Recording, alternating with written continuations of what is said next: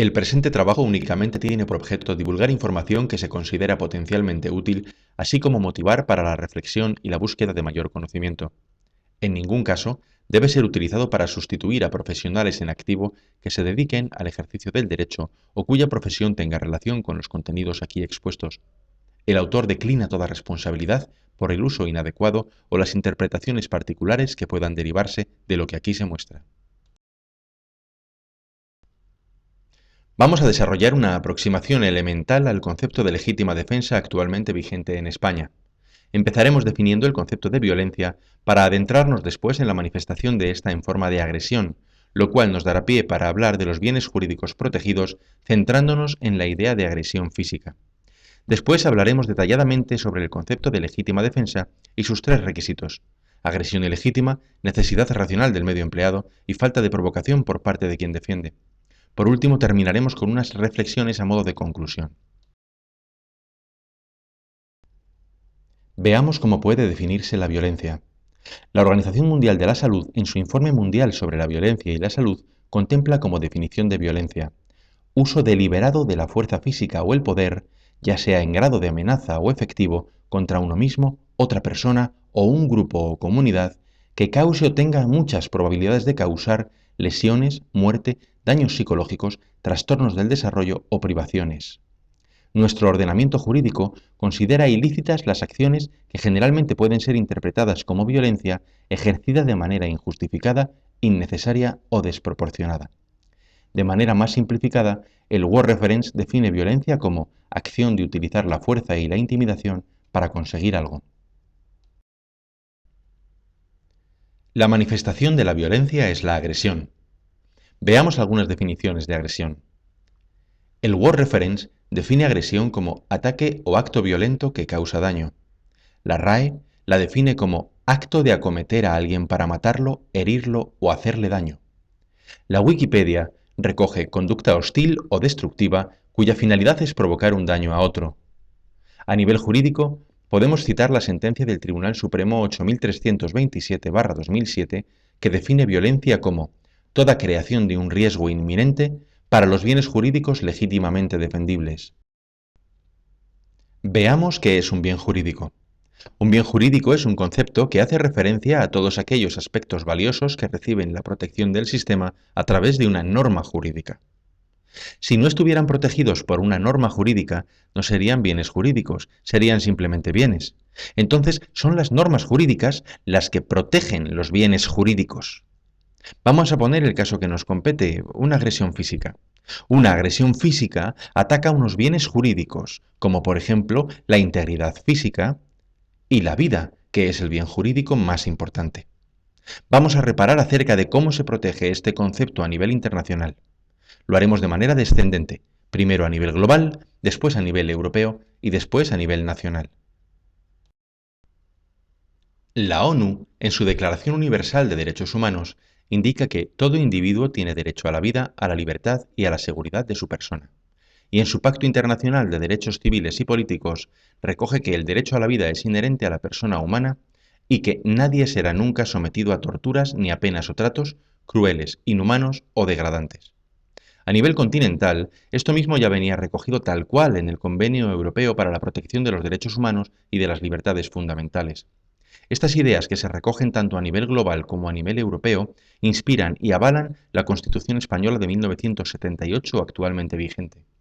La propia Constitución hace hincapié en que todas las normativas que hagan referencia a los derechos fundamentales y a las libertades que la Constitución reconoce se interpretarán de conformidad con la Declaración Universal de Derechos Humanos y los tratados y acuerdos internacionales sobre las materias ratificados por España. Además, en su artículo 15 habla de los bienes jurídicos que aquí nos interesan, al decir que todos tienen derecho a la vida, la integridad física y moral, sin que en ningún caso puedan ser sometidos a tortura ni a penas o tratos inhumanos o degradantes. Una agresión física pone en peligro bienes jurídicos como la vida o la integridad física, que en el ordenamiento jurídico vienen protegidos en el Código Penal. Vamos a analizar la protección jurídica que contempla el Código Penal conforme a las consecuencias potenciales derivadas de una agresión física. El resultado más grave que puede derivarse de una agresión física violenta es la muerte. Conforme al derecho vigente, quien le quita la vida a otra persona tiene la calificación de homicida. Por eso en el Código Penal se indica que el que matare a otro será castigado como reo de homicidio. El hecho puede verse especialmente agravado y calificarse de asesinato si concurre alguna de las circunstancias siguientes. Primero, alevosía. Consiste en emplear en la ejecución cualquier tipo de medios o formas que tiendan a asegurar la comisión del hecho o que la persona agredida vea dificultadas sus posibilidades para defenderse, incluidos aspectos como la traición, la sorpresa o el aprovechamiento de una situación de desamparo o indefensión. Segundo, precio, promesa, recompensa, es decir, que medie algún tipo de pago o compensación. Tercero, ensañamiento. Consiste en aumentar deliberada e inhumanamente el sufrimiento de la persona agredida. Cuarto, objetivo de ocultar o facilitar la comisión de otro delito. Es perfectamente factible que un episodio violento de agresión física finalice con resultado de lesiones.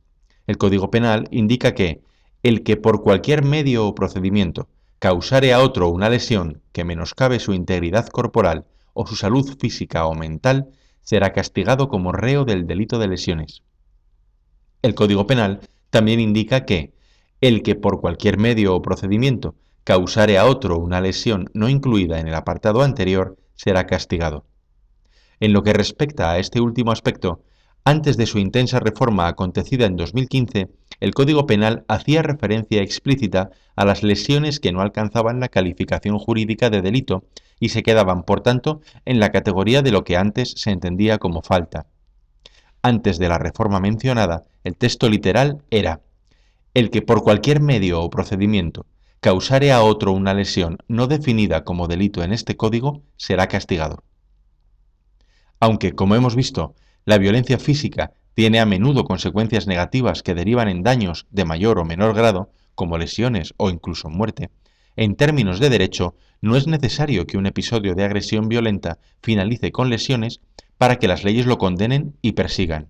El Código Penal así lo refleja. Quien por cualquier medio o procedimiento golpeare o maltratare de obra a otro sin causarle lesión, será castigado. Una vez que hemos reflexionado acerca del concepto de violencia en forma de agresión física y los bienes jurídicos protegidos, vamos a introducirnos en el concepto de legítima defensa. Este concepto se encuentra abundantemente definido en la jurisprudencia. Podemos citar, por ejemplo, la definición recogida en la sentencia del Tribunal Supremo 921/2010. La legítima defensa consiste en la reacción ante el temor fundado de ser objeto del mal del que el sujeto pretende defenderse. La legítima defensa ha de absorber esa situación psicológica de temor que se erige en móvil de la respuesta defensiva y por ende es justificativa de esta. Vamos a hacer más accesible esta definición a través de un mapa conceptual.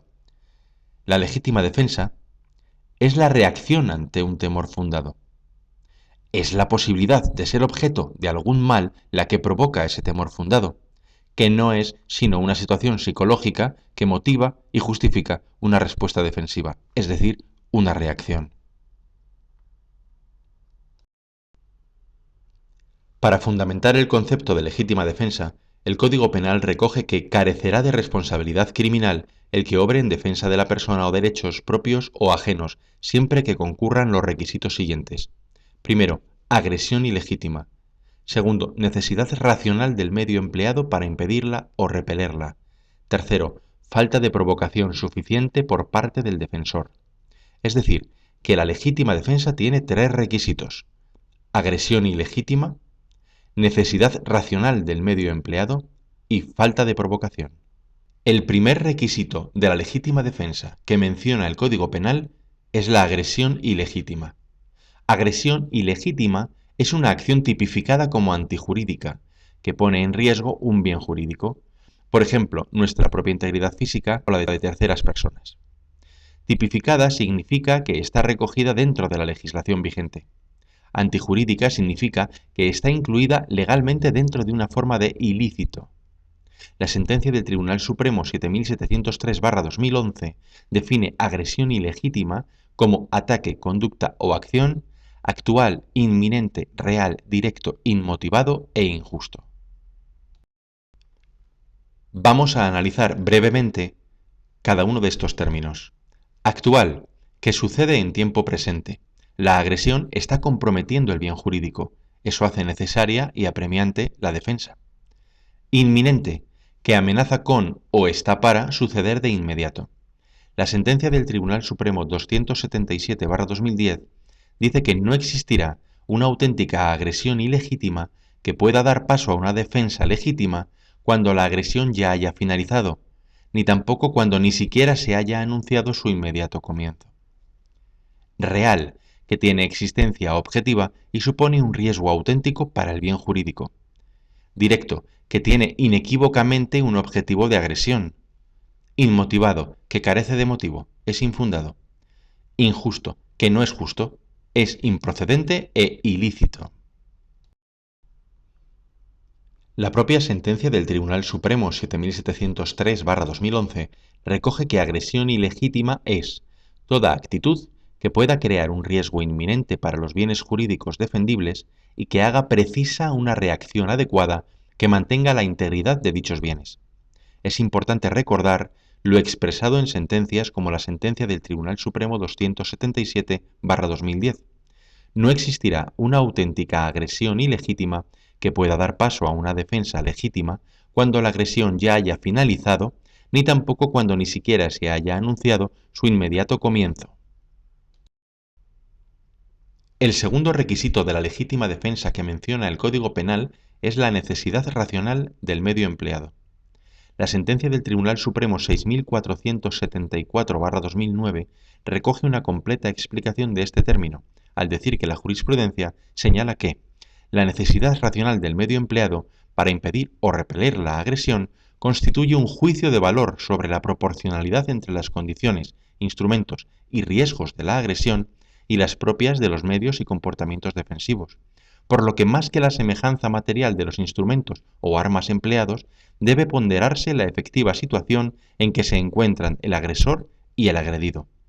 Esta definición deja claro que no necesariamente los medios utilizados para la defensa deban tener una apariencia o entidad similar que los medios utilizados en la agresión, sino que cobra particular relevancia el comportamiento adoptado, es decir, el modo de empleo de tales medios conforme a las necesidades de la situación. Multitud de sentencias, entre ellas la propia sentencia del Tribunal Supremo 6474/2009, la sentencia del Tribunal Supremo 6555/2010 o la sentencia del Tribunal Supremo 1471/2011, etc., recalcan que no sólo debe tenerse en cuenta la naturaleza del medio en sí, sino también el uso que de él se hace y la existencia o no de otras alternativas de defensa menos gravosas en función de las circunstancias concretas del hecho.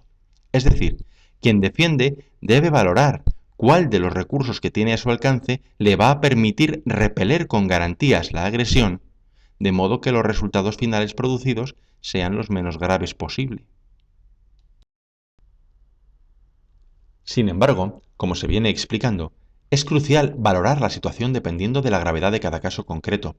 No se trata de tener que renunciar a una defensa legítimamente ejercida si la equiparación en los modos o materiales de ataque no puede ser milimétrica y exactamente equilibrada, tal y como se extrae de lo indicado por la sentencia del Tribunal Supremo 6839/2010, que expresa que no puede juzgarse necesaria ni exigible una absoluta igualación de medios ante la inminencia de la defensa por el valor superior de la vida que se encuentra en juego.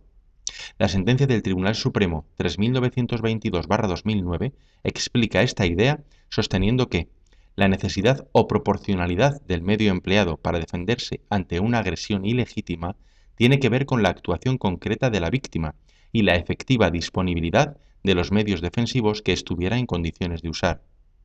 Es decir, si alguien tiene la necesidad imperiosa de defenderse ante un ataque, pero solo cuenta con determinados medios a su alcance, no tiene por qué evitar usar defensivamente dichos medios, solo porque no resulten escrupulosamente semejantes al medio que utiliza quien ataca. La clave está en que el uso defensivo que se hace de los medios sea acorde a la agresión concreta. El tercer requisito de la legítima defensa que menciona el Código Penal es la falta de provocación por parte de quien defiende. La situación violenta no puede haber sido iniciada, propuesta, provocada o aceptada como resolución válida a una disputa por la persona que después pretenda apelar a su derecho a la legítima defensa. El Tribunal Supremo recuerda en su sentencia 3763/2011 que la reiterada doctrina tiene declarada la imposibilidad de apreciar la agresión ilegítima, la piedra angular de la legítima defensa, en supuestos donde los contendientes se sitúan al margen de la protección penal al ser actores provocadores cada uno de ellos del enfrentamiento, de suerte que, cuando el resultado lesivo se produce como efecto de una pelea originada por un reto lanzado o aceptado que da lugar a las vías del hecho, no cabe apelar a la legítima defensa. Resumiendo, la legítima defensa no tiene cabida cuando ambos actores sean provocadores del hecho. Conforme a lo dispuesto en la sentencia del Tribunal Supremo 1471/2011, nuestra jurisprudencia señala que la finalidad de la legítima defensa reside, en definitiva, en evitar el ataque actual e inminente y legítimo que sufre quien se defiende justificadamente y protege con él su vida. Igualmente, la jurisprudencia, asumiendo la predominante corriente de la doctrina científica, entiende que la legítima defensa es una causa de justificación fundada en la necesidad de autoprotección. Resumiendo, la legítima defensa es causa de justificación.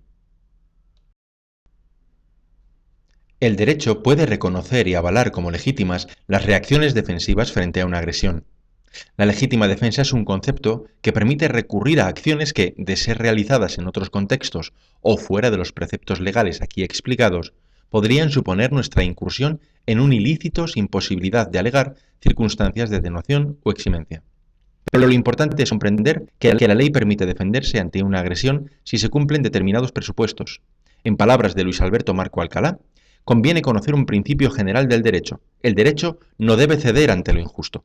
En una situación de necesaria defensa personal, la ley no puede obligar al agredido a huir necesariamente ante la agresión como único medio de evitarla.